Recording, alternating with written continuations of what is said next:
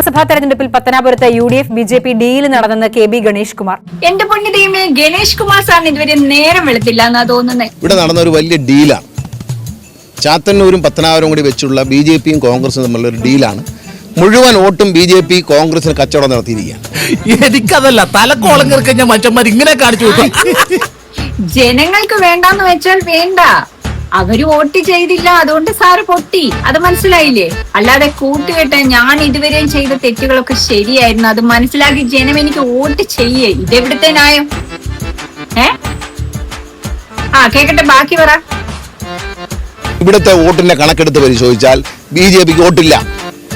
കഴിഞ്ഞ പഞ്ചായത്ത് തെരഞ്ഞെടുപ്പിൽ 22,000 vote BJP നേടി. പക്ഷേ ഇവിടെ ഇപ്പോൾ നേടിയിരിക്കുന്നത് 7,000 വോട്ടേ ഉള്ളൂ. 7,030 വോട്ടേ ഉള്ളൂ. ബാക്കി ഇവിടെ പോയി. BJPയുടെ ബാക്കി വോട്ട് മുഴുവൻ UDFന് കൊടുത്തു. സമാധാനമുണ്ട്. നിനക്ക് ഇപ്പോഴും നല്ല വിഷമമുണ്ടല്ലേ? കുറേശ്ശെ. മാറിക്കോളൂടാ. BJPക്ക് വോട്ട് കിട്ടിയില്ല, കാരണം നാട്ടുകാരും വോട്ട് ചെയ്തിട്ടില്ല. ആര് വോട്ട് ചെയ്യും?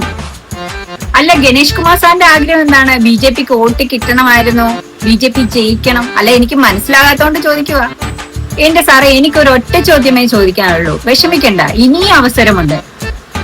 സാറിന്റെ ഈ തെറ്റൊക്കെ, ഇപ്പൊ ചെയ്തുകൊണ്ടിരിക്കുന്ന ഈ തെറ്റ് മാറ്റി ജനങ്ങളുടെ മുന്നിലേക്ക് വാ. ഇനി അവസരം തരും.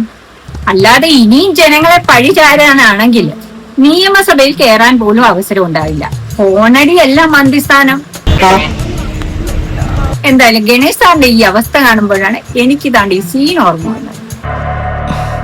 എന്ത് പറഞ്ഞ് സമാധാനിപ്പിക്കണമെന്ന് എനിക്കറിയില്ല. വിഷമിക്കരുത്. മോൻ ചെയ്തതിനുള്ളതൊക്കെ മോന് ദൈവം തിരിച്ചു തരും.